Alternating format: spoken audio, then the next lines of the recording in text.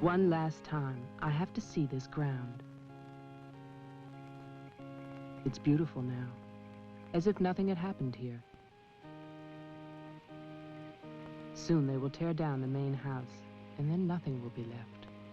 Nothing. Except what I remember. I grew up in the town nearby, where my father was the mayor, and where this house stood waiting for me. It was built by Wilfred Butler. We had never seen him, and he never lived at home. Until the day before Christmas in 1950, he finally did come back for the last time.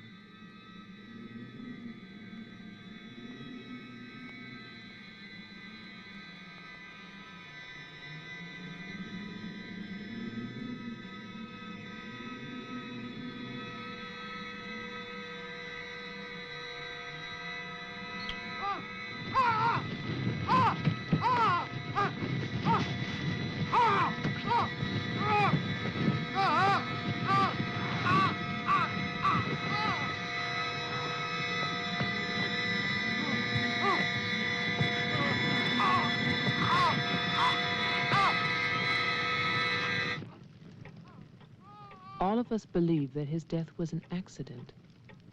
No one knew that another person had come to Butler House that Christmas.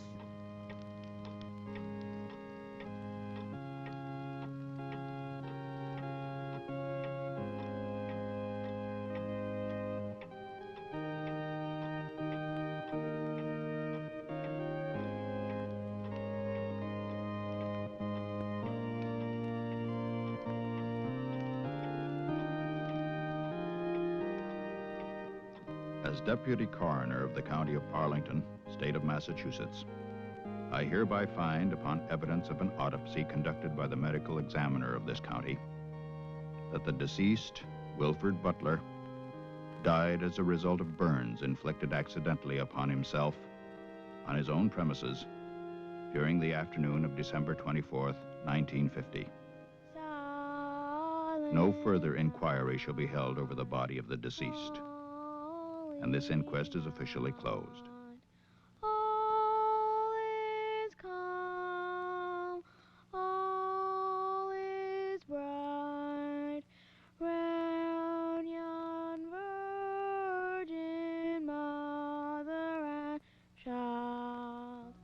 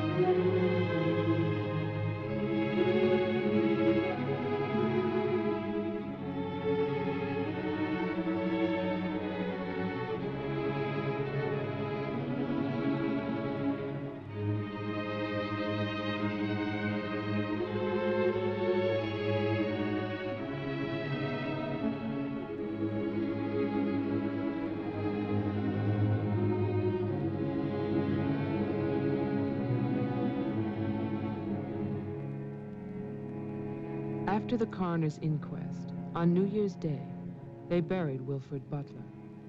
There was no one there to mourn him. It was the funeral of a stranger.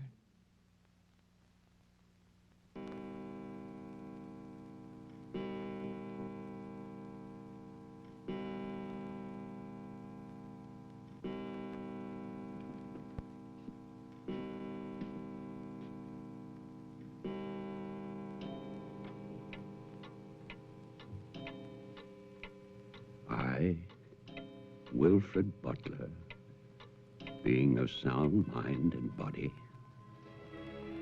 at least what the world considers sound, do hereby leave my house and its grounds and all personal effects within that house to my only surviving relation, my grandson, Geoffrey Butler. And I solemnly charge him with one duty. Let him leave the house as I left it, standing untouched to remind the world of its inhumanity and cruelty.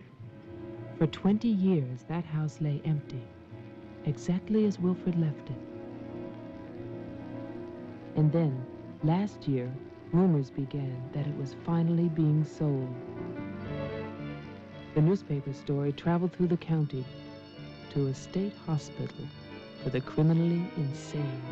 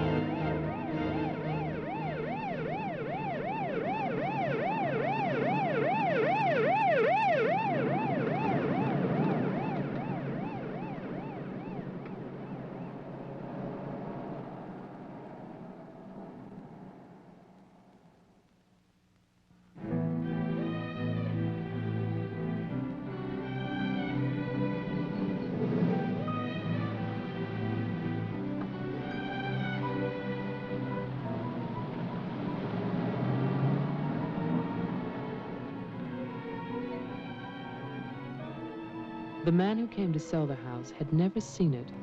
He was a lawyer from the city, just doing a job and enjoying it.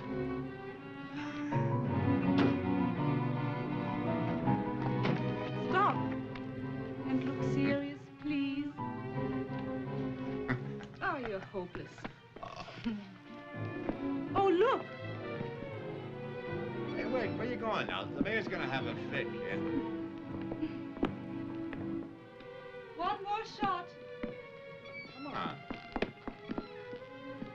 Stay there. I want one together. And smile.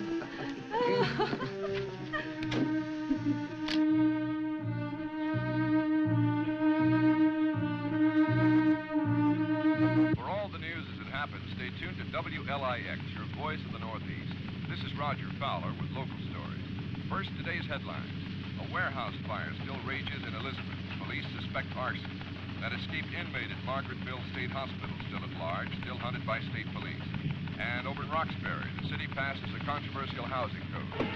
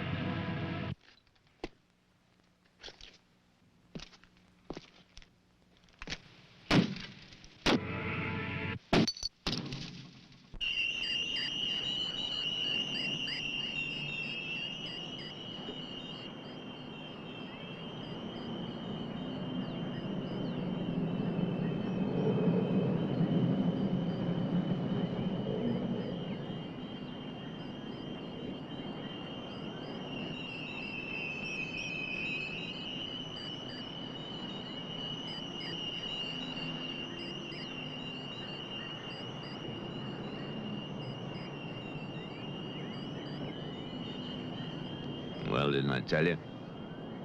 It's beautiful. Can we see the rest of it? Honey, that was it. I think the mayor's waiting for me. My love is such an important man. Right. Laura always says that. Darling, What? don't be long. Honey, if you get bored, just look at the view. Sooner or later, that viaduct's gonna take us back home.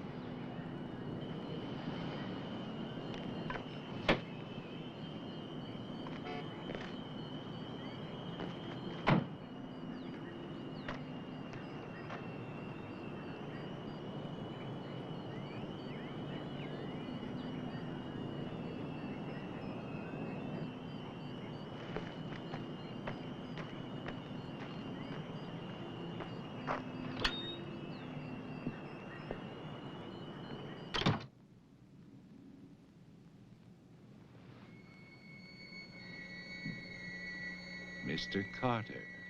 Mr. Mayor.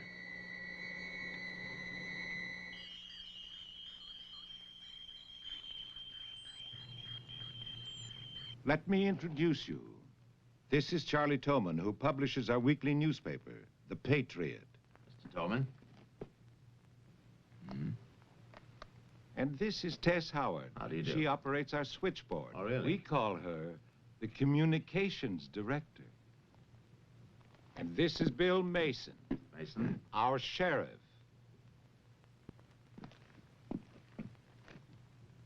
Won't you sit there, Mr. Carter, at the head of the table? Thank you. I didn't expect to meet you all together. It's quite a reception.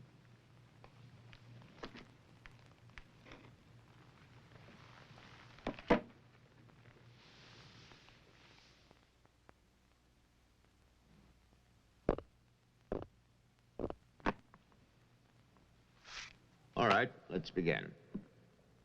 As you know, I've been retained by Jeffrey Butler. The matter concerns the house that he inherited from his grandfather, Wilfred Butler. Go on, Mr. Carter. I believe that you offered to buy the house for my client. Offered. We begged him. We wrote letters and That's we... enough, Tess. Well, it's true. Trouble. There's always trouble. I can sympathize. I spent the last 20 years and more driving people away from there. Prowlers, burglars, kids, they're the worst. Chasing for nothing because of that will. That dribble about humanity. No, no, no. Inhumanity. What the hell is that, huh? Yes, well, he was a bitter man. Hate. It must have been very hard. It must have been hate.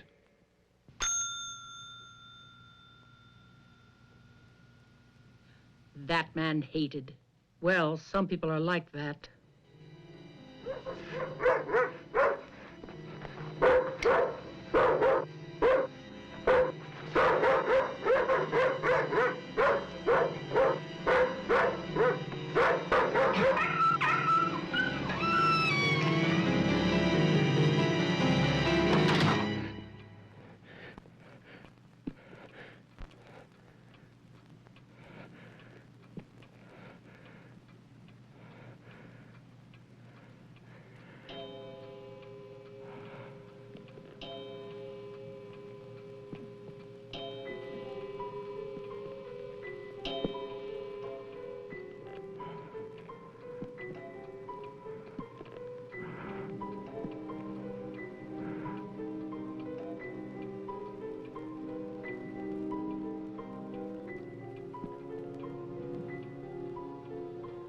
The question is, well, do you still want the house?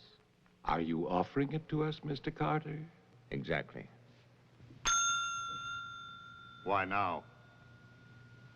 Well, that's Mr. Butler's business, isn't it? You know we're not rich. Most of us came here during the Depression. But we love this town. It's our home. And naturally, you want to improve it. Exactly. My client understands that, and he fully sympathizes, and he's willing to sacrifice the house for $50,000 in cash by noon tomorrow.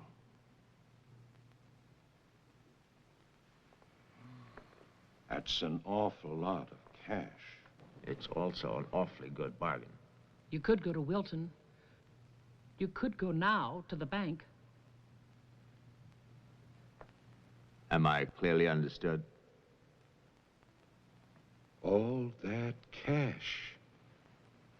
Perfect. I'll wait for your answer till tomorrow. You're spending the night here? Yes. May I ask where? At the Butler House. We could put you up at the motel as our guest. No, the house is fine. The Paradise Motel. That's very kind of you, but I'm meeting Mr. Butler about some personal items. You'll want a phone. I can reconnect the line. Don't trouble, please. No trouble. You'll need a phone. Don't want to be stuck out there. Mm-hmm. Well, you've convinced me. Thank you. By the way, have you known Mr. Butler a long time? No, I've never met him. He called me and asked me if I'd handle this for him. I said yes. He had the key delivered to my office. Mr. Mayor, Sheriff, Mr. Tolman, Miss Howard, see you all tomorrow. In fact, I'm looking forward to it.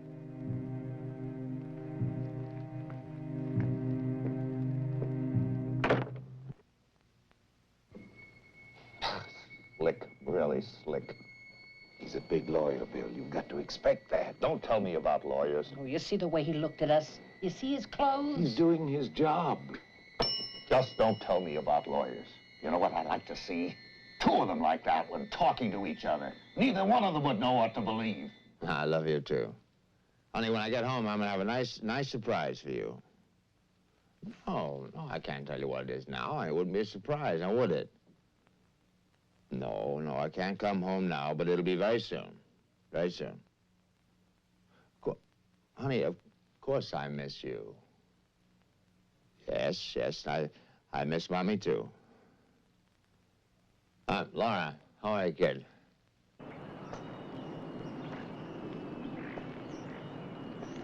So I'll call tomorrow. No, I want to call. I want to talk to Jenny.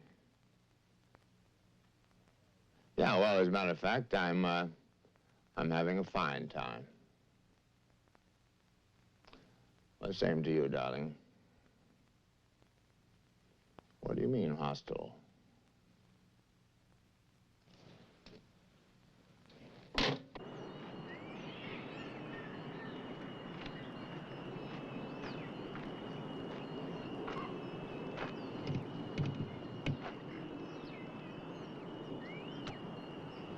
I was wondering, if we get it, what then? Tear it down. Okay. I'd better get going. Do me a favor, Tess. Call Diane, tell her I'm going to Wilton, and I'll be back late.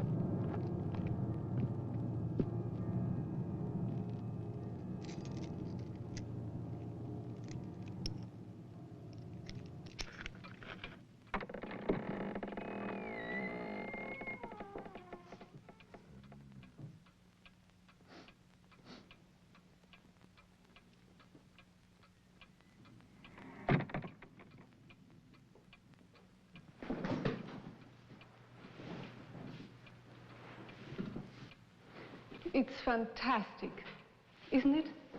Yeah. Butler wasn't kidding. Nobody's lived here for years. That would be such a waste. It's his grandfather's monument. You know, there's a caretaker who keeps this place just the way he left it. What kind of monument is this? Well, that's the trouble. Nobody remembers anymore. That's what usually happens in America. I remember this. And he walks with me, and he talks with me, and he tells me I'm his own. And he walks with me, and he talks with me, and he tells me I am his own, and the joy we share as we tarry there. You're not serious. I used to hear that at funerals. At funerals? Yes. When I was a kid in Chipley, Georgia. There was also a Chipley Flower Day, but they have both been subsequently eradicated from the map. None other has ever known.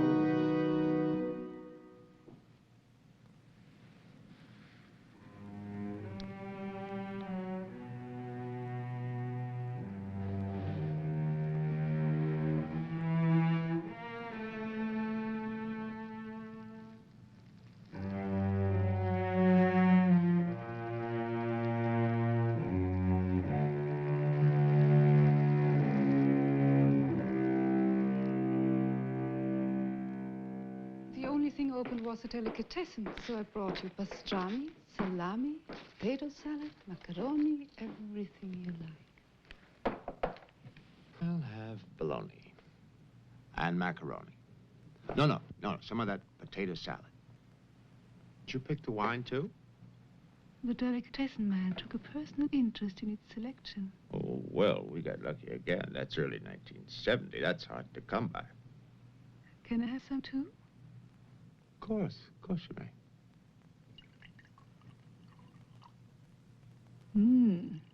Thank you.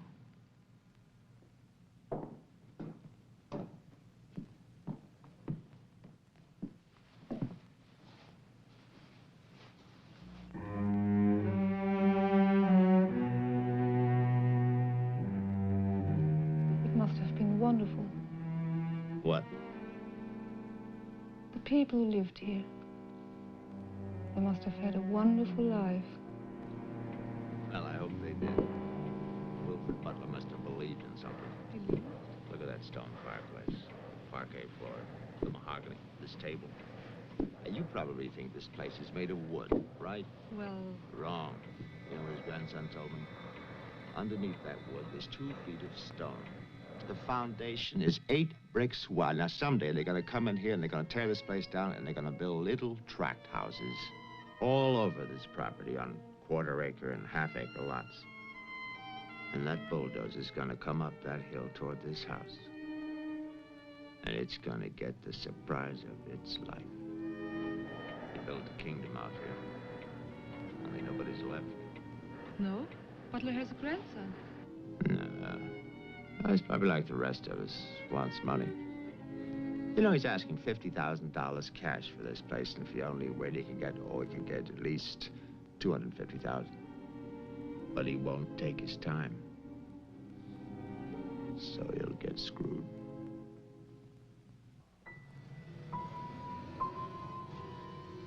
Do you want to go upstairs now?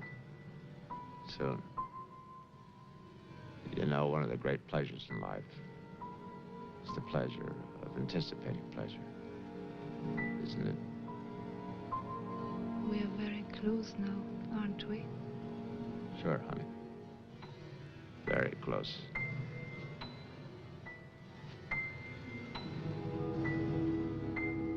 I don't see any beds yet. Well, keep looking, honey. Butler said the place was furnished.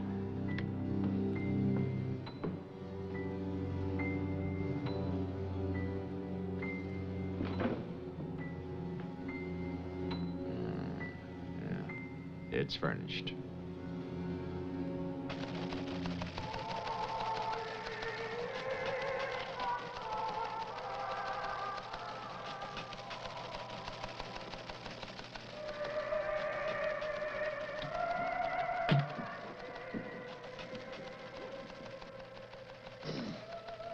Anything doing? No, sir. But look at this. More football, huh? Look how they smeared that quarterback. Look at his arm. Got no time now. Go test. How about that telephone up at the Butler house? Is it working? Well, try it now. I'll wait.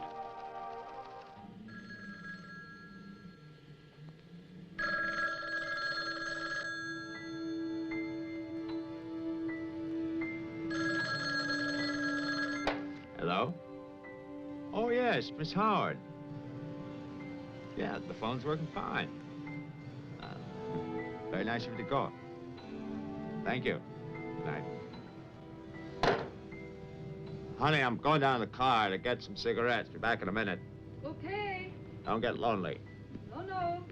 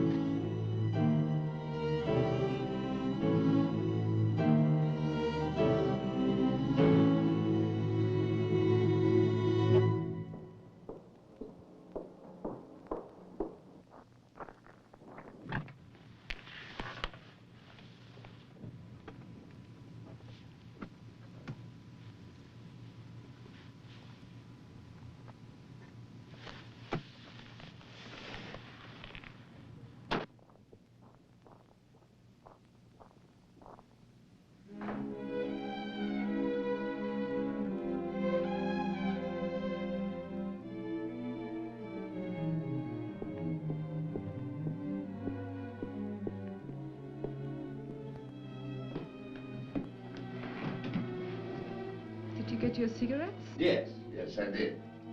May I have one? Sure. Oh, it's the most amazing things. These cigarettes come in these very small packages these days. Oh, that's for me? Mm-hmm. Can I open it? Oh, no. Our Christmas is day after tomorrow. Is that an order? Yes, ma'am, that's an order.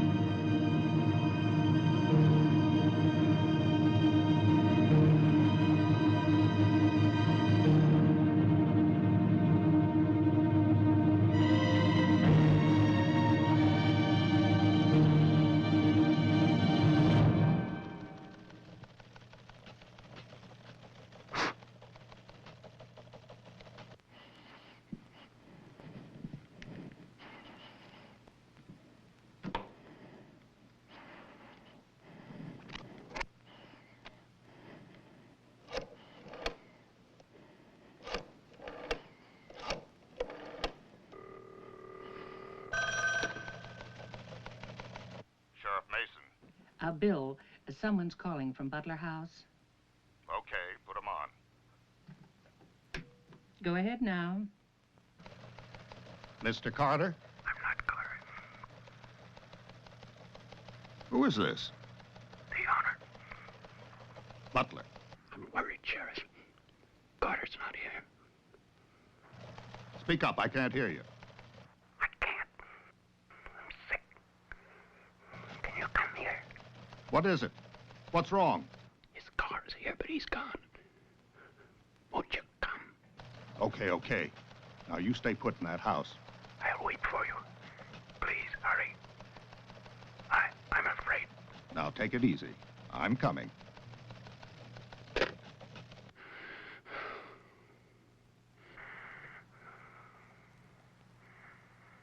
Mr. Butler, are you done? Tess, I've come back. What's that? Tess, I want to see you again. Hello? Who is this? You know me, Tess. It's Mary Ann. Tell the mayor. Tell them all. I'm waiting in my father's house. Tess, it's so lonesome here. Don't be long. Hello? Hello? Hello?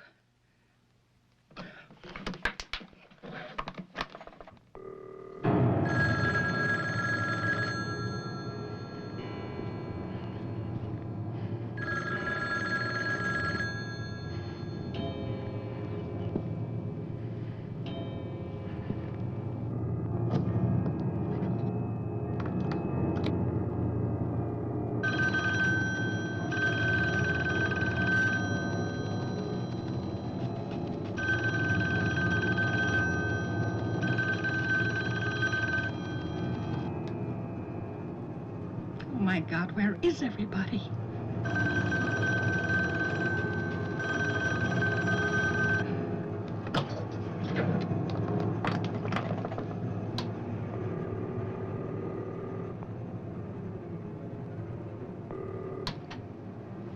Hello?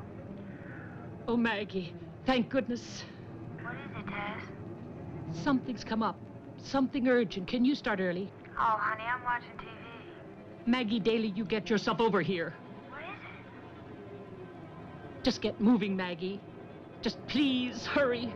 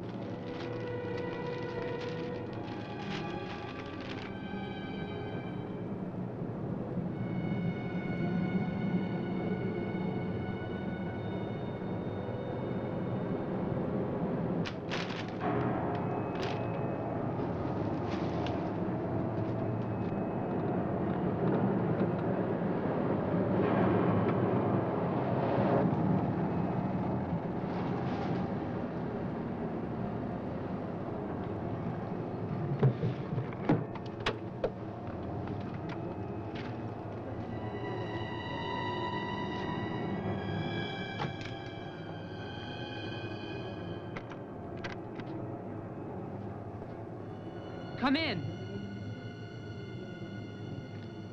It's open. Okay, mister, that's far enough.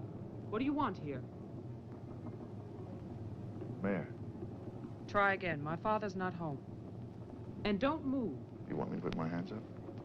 No. Just stay there.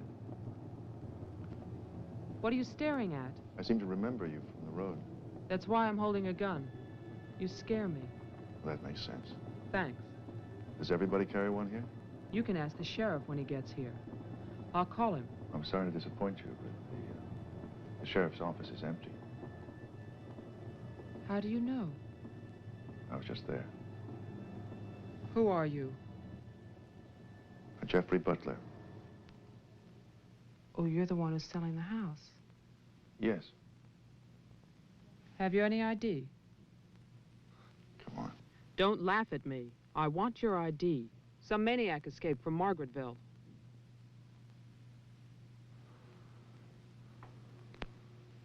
Okay.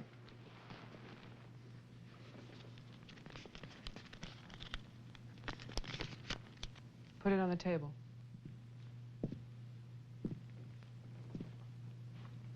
Now go back.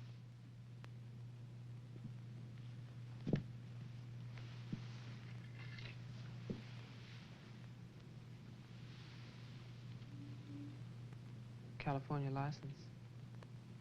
Lucky you. Would you like to see my maniac card from the asylum? They give you one when you escape.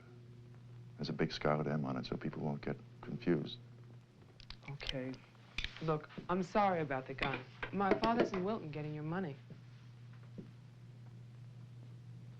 All I want to do is to get into my house. The sheriff's deputy might have a key. He's about the only one I know of. Well, where's he? You go down the road about 1.5 miles till you come to a white house with a white fence, and then you can't miss it. Thanks. That's okay. Merry Christmas. Same to you.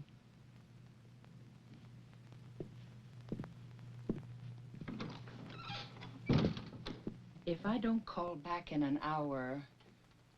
What? Call the mayor or Mr. Tone and nobody else. Promise me you'll do that. Well, sure.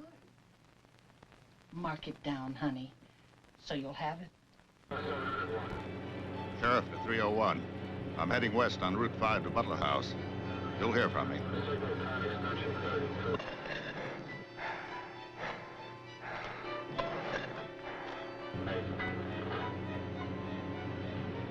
What the hell? What's that light out there?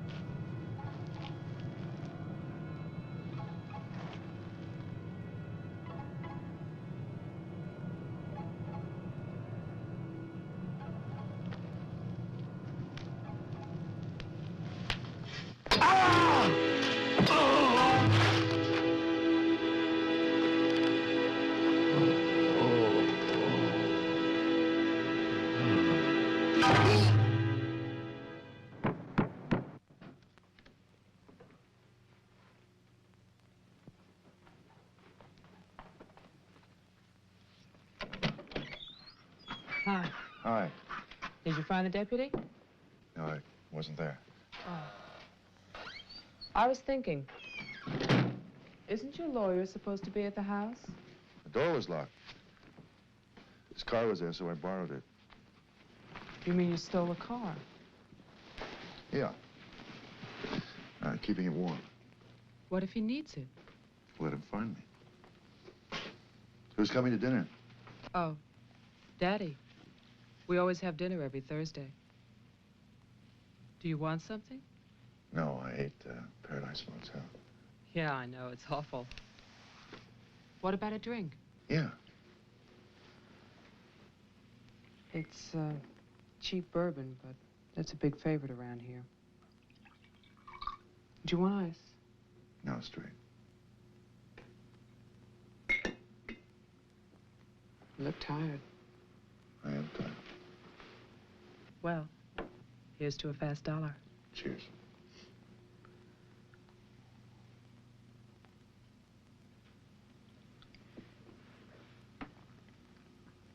Why did you decide to sell the house?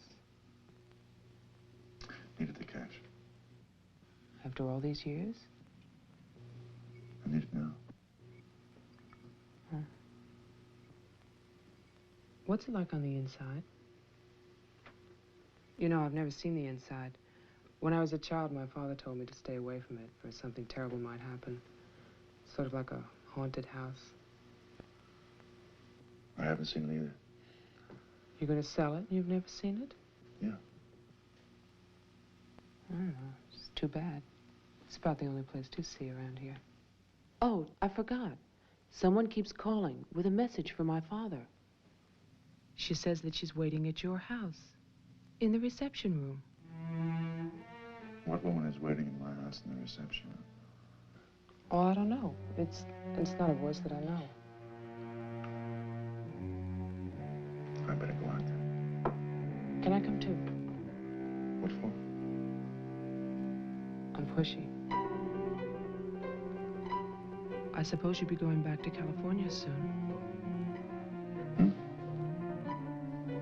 California? You said you lived there, remember? No, I'll be traveling. Jeff, look. It's the sheriff's car.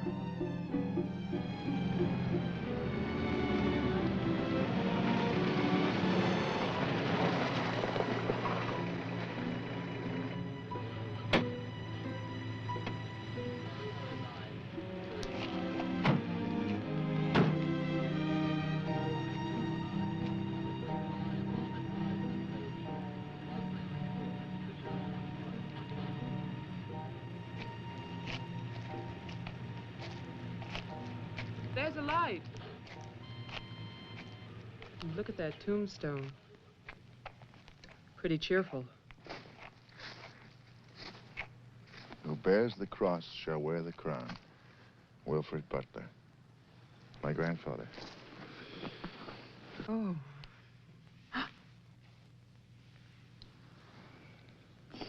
Someone left their sunglasses in the snow.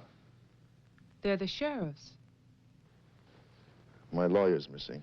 So is the sheriff. You get strange phone calls.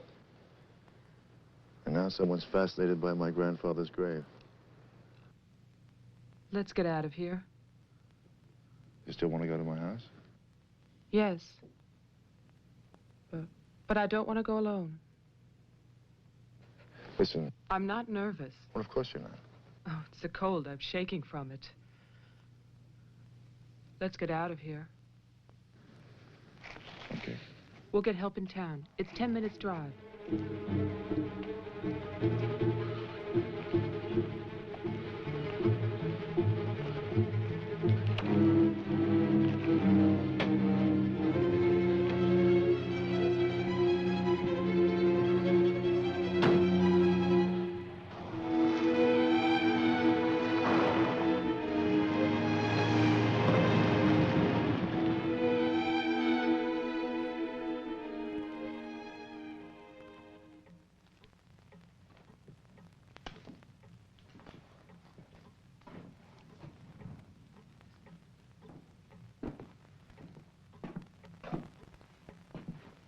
Night, Mr. Toman.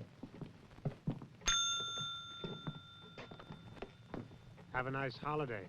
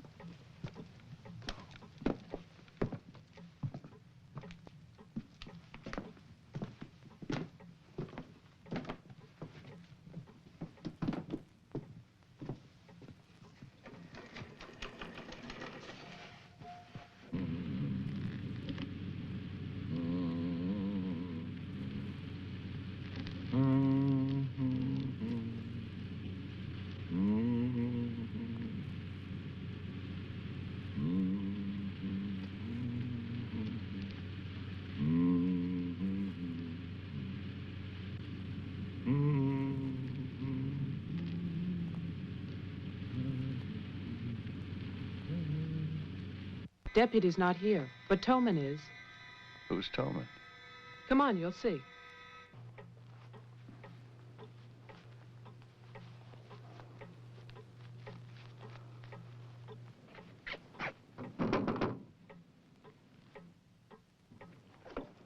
Mr. Toman, wait. No, please, I have to talk to you. I'm sorry. This is Jeffrey Butler. He's the one who's selling the house. He can't get inside the place. And my father's gone to Wilton. So we wondered...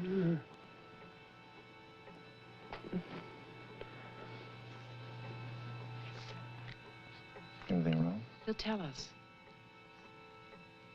Tess has gone to his house.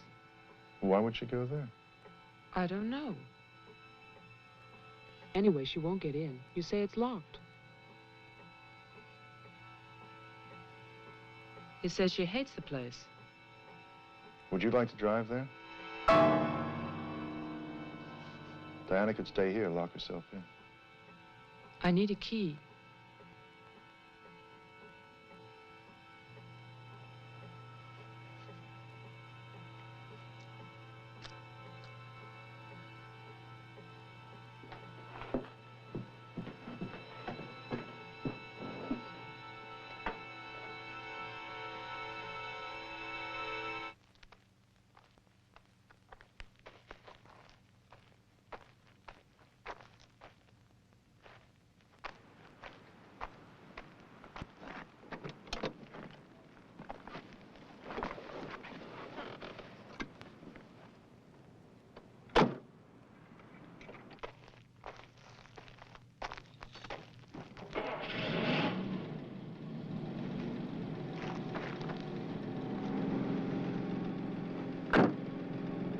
Oh, man, this isn't my house.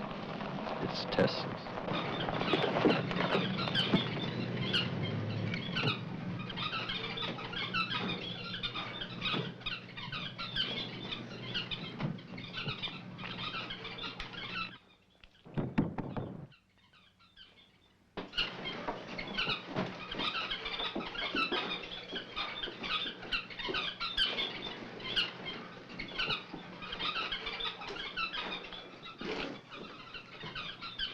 Well, Tess isn't here.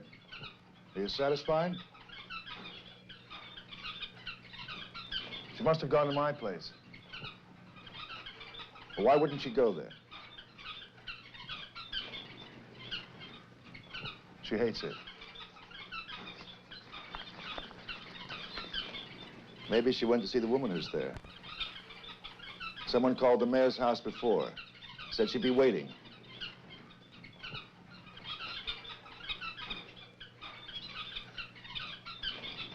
What is it?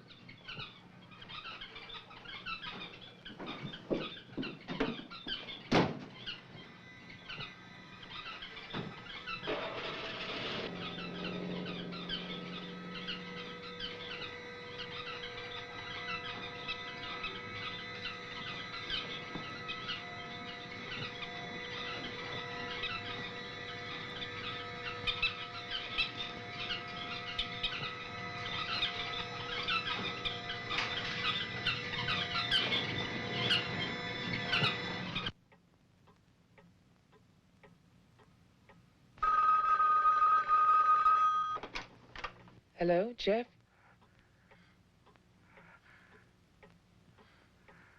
Hello? Is anybody there? Who is this? I'm Diane Adams. I spoke to you before. Bring your father to the house. This is Marianne. Tell him I have the diary. I'm waiting. Who are you? He'll know. Christmas Eve, 1935. Hello? Hello?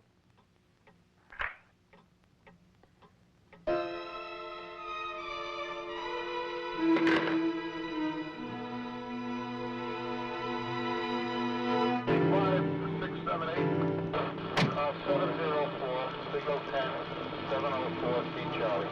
704, signal 10, 704 C Charlie.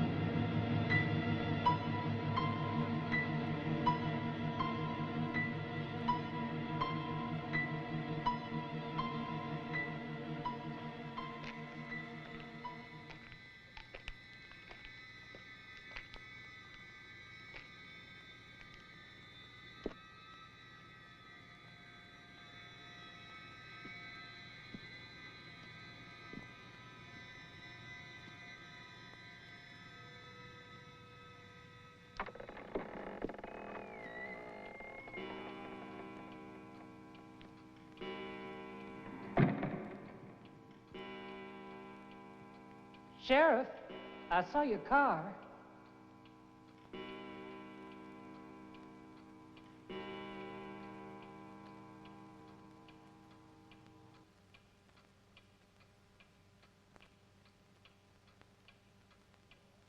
Bill?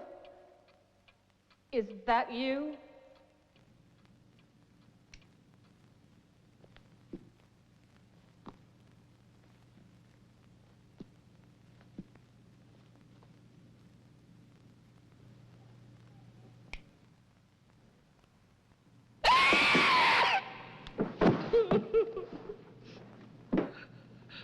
Tess, you can't see me, but I can see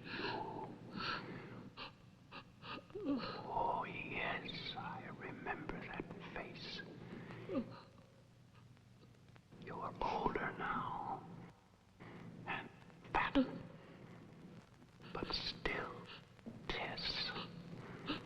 And you're frightened, aren't you? Don't be afraid. I want to help you. Take my hand. Take it, Tess.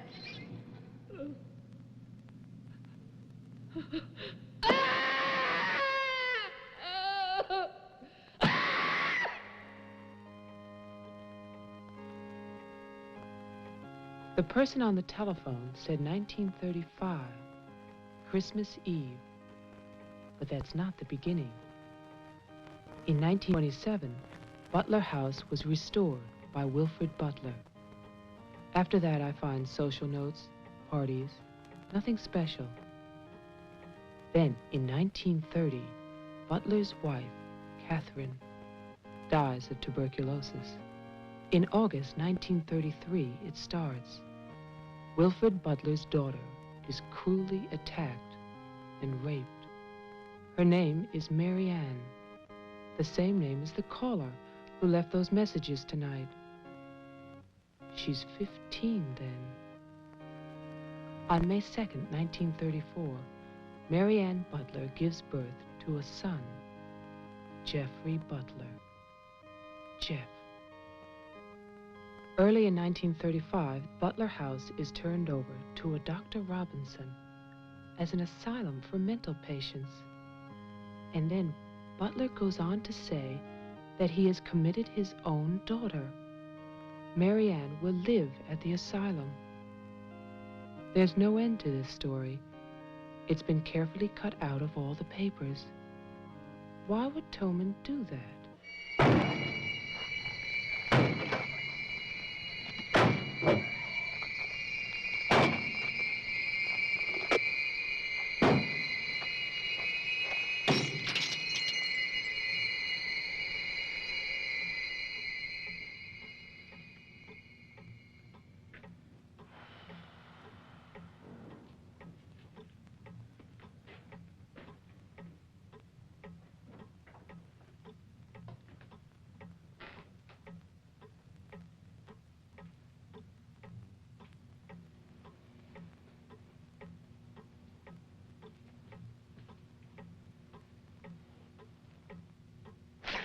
You scared me.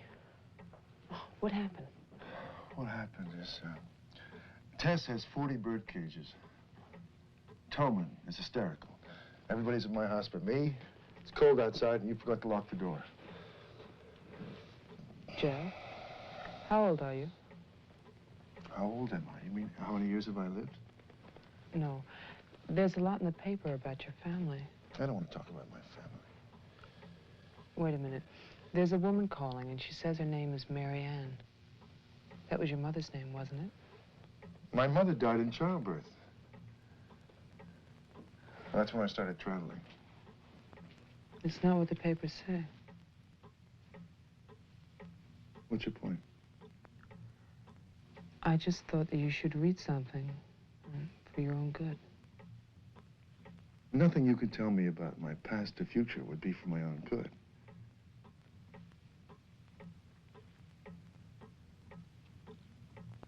Where is the paper?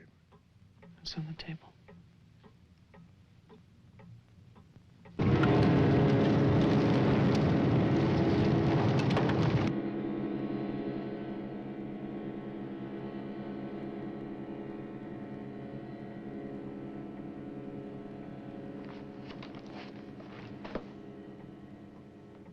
It's so stupid to lie.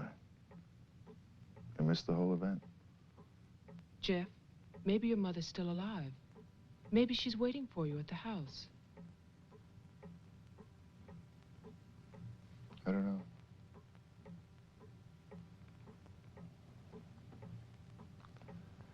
Come on. No more side trips. Let's go out there.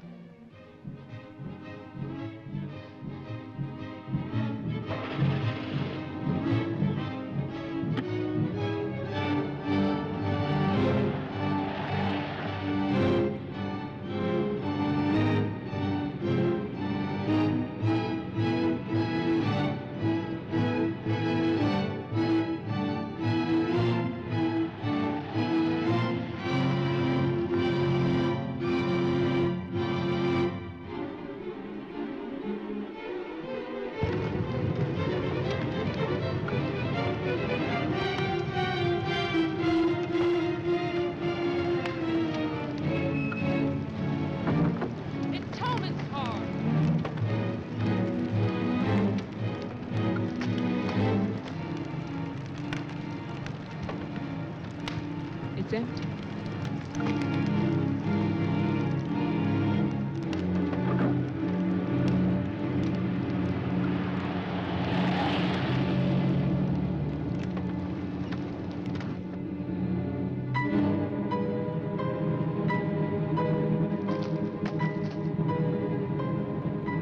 Jeff, look!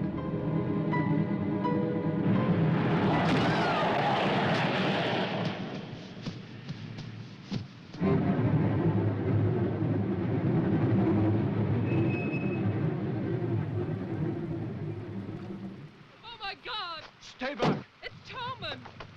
Stay back!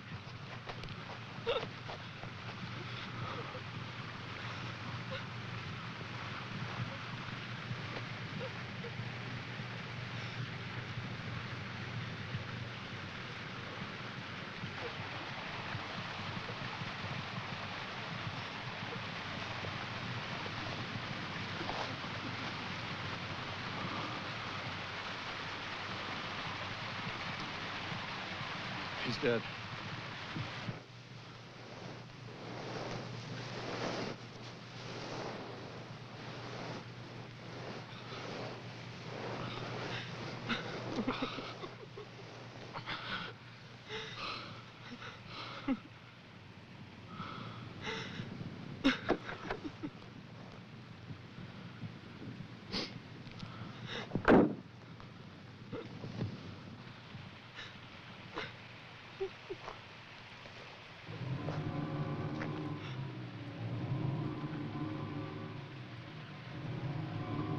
His hands. Somebody cut off his hands. You killed him. You killed Toman. He's asking for help. You killed him. Get in the car.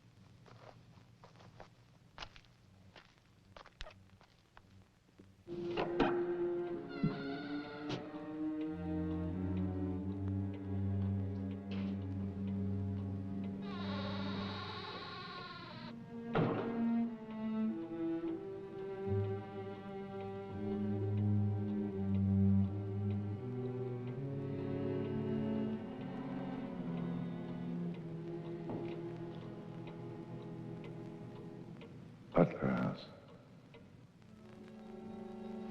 The keys. He took them.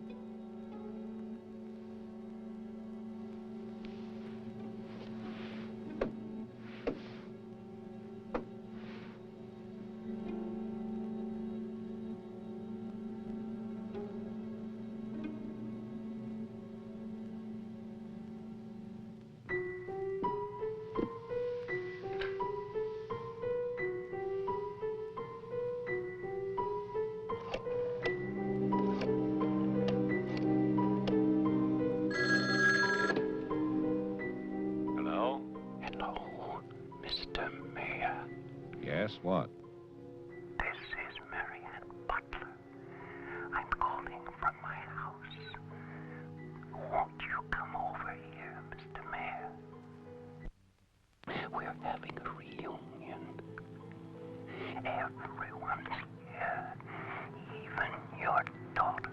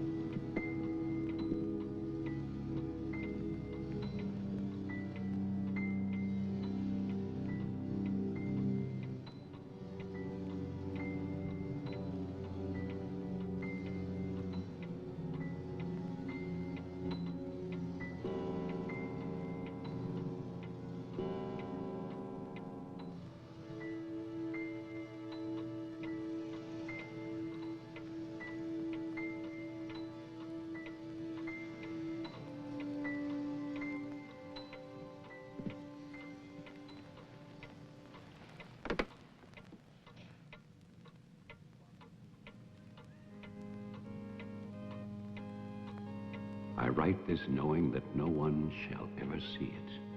Not my beloved daughter, or even my grandson, Jeffrey. I write for myself in the hope of forgiveness, if that is still possible. And I write for you, Marianne, whose youth and innocence I have destroyed. By 1935, the doctors had treated my daughter for a year. I had believed they could cure her. The child, Jeffrey, was taken from us and sent to California. I turned my house into an asylum. I brought doctors to live there. I welcomed other patients. Useless. All of it.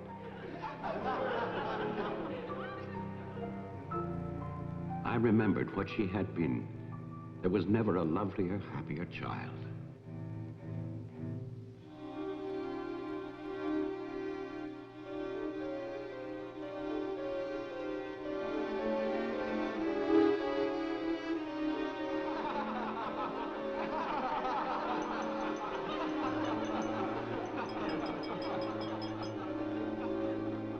Ladies and gentlemen, now quiet, please. I propose a toast. Doctor, please. By Christmas of the first year, I knew that I must act, not for myself, but for my helpless child. Led him to create this institution. Our friend... I had no plan. All I knew was that I must take her from these men with their promises, their lies. Shall we? Huh?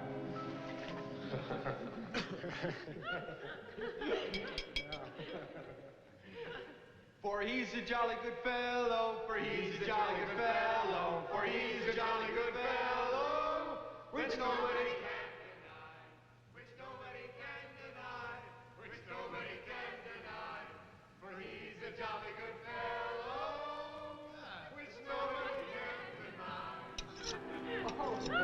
I knew that they would gorge themselves into a stupor that afternoon. It was their celebration. I expected no less. Since they had come into my house, they had acted as if they owned it. They had behaved like poor relations, half guilty, but finally unable to control their appetites.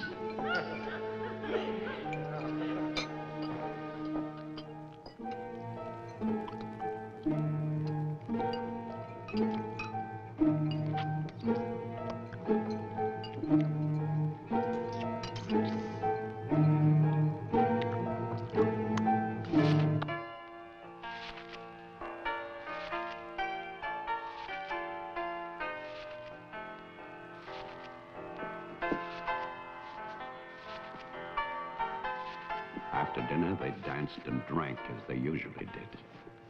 All the time, Robinson would smile and reassure me. They expected me to believe, because I had no choice. Wilfred, trust me. He really believed Marianne would be well. He saw a light. There is a light at the end of a long tunnel. Believe me.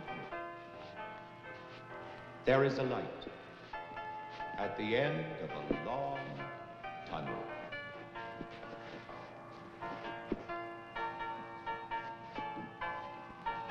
Stay here, Doctor.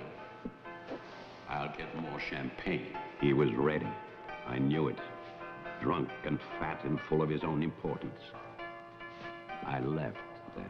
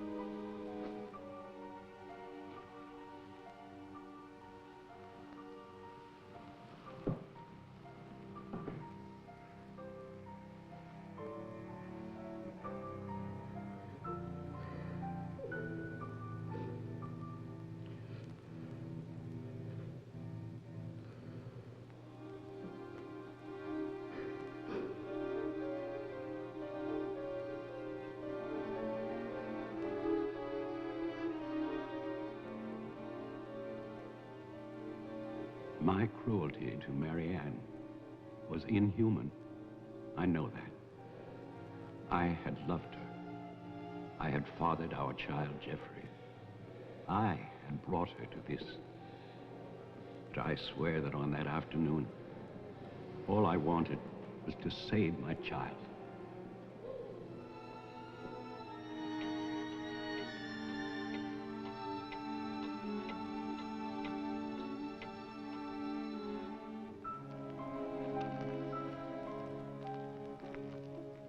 My hope was to get her away from that house. But also, I wanted to set free those other wretches who had so long been abused by the doctors.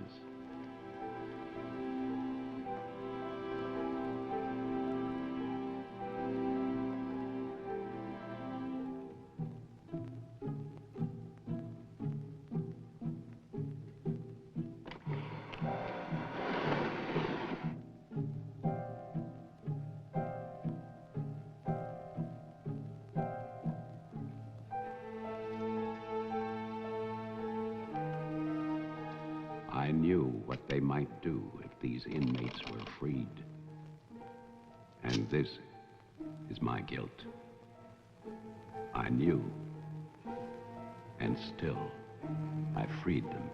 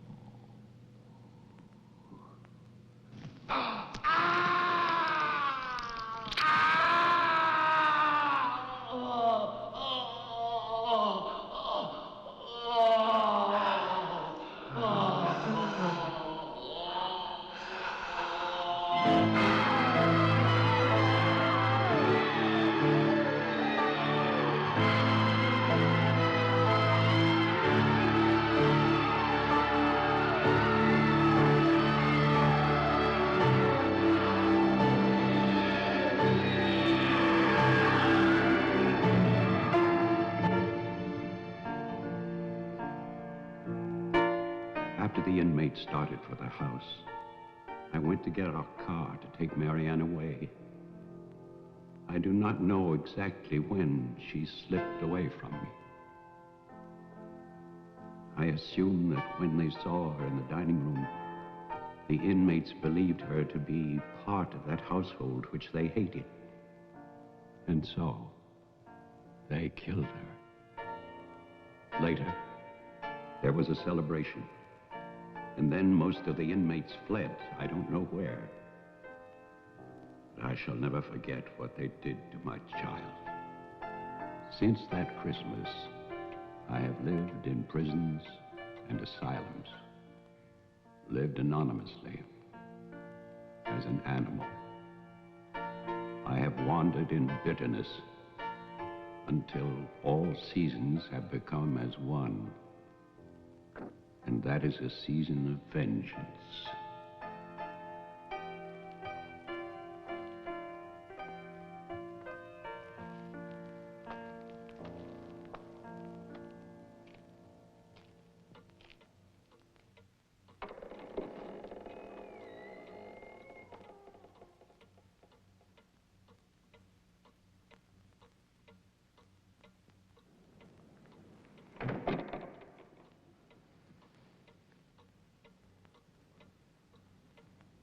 Jeff.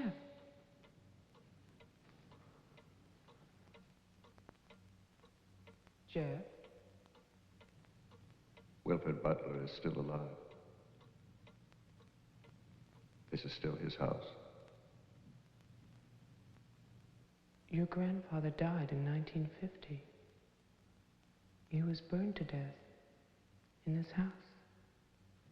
My grandfather poured gasoline over a squatter he found here.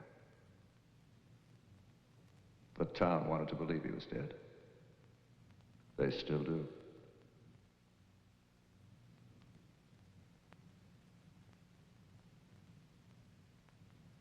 This house was an asylum. There was a massacre by the inmates. Tess, Tolman, the sheriff. Your father. No. All inmates. They killed my mother in this room.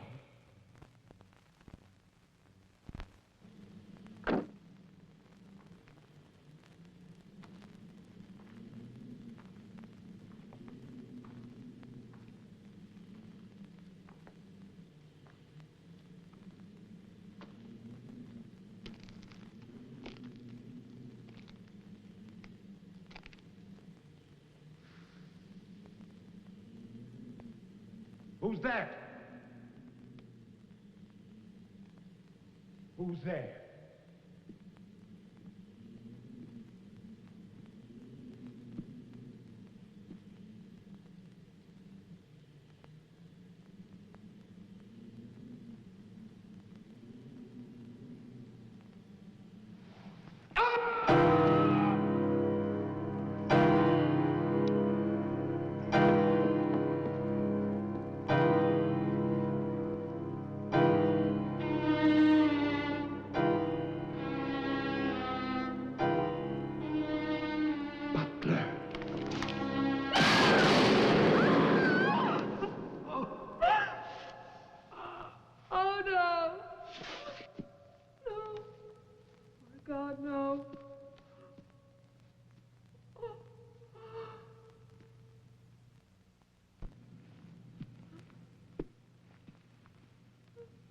Daddy?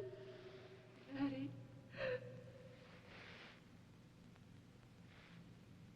Diane? Jeff? Jeff?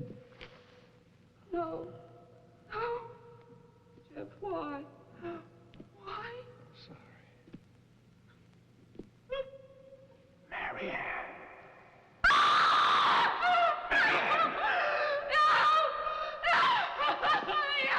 Don't run away. Don't. I'm your father. Don't be afraid. I won't hurt you. Please. It's all right. I won't hurt you. I need your help. I want to see you. I waited for you.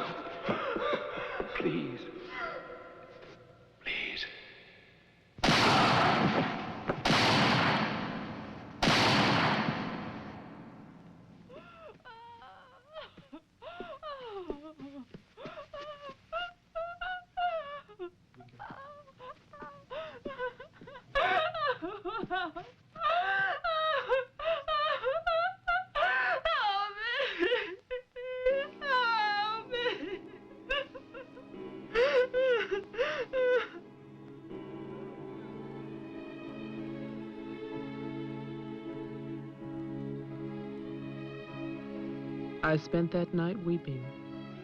By morning, there were no more tears.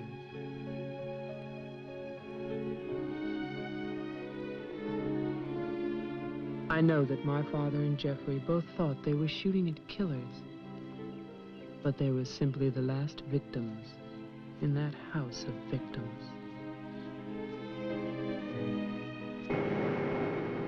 And now, a year later, they will tear down Wilfred Butler's monument.